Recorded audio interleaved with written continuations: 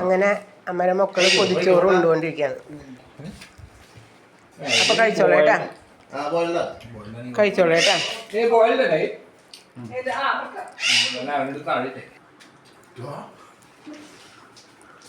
എന്തൊരു സന്തോഷം എൻ്റെ കുട്ടിക്ക് പൊതിച്ചോറ് കിട്ടിയപ്പോ.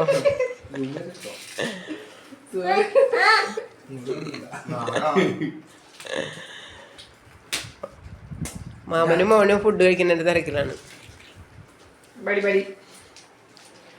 എന്തായാലും അമ്മയുടെ ആഗ്രഹം സാധിച്ചു, പൊതിച്ചോറ്.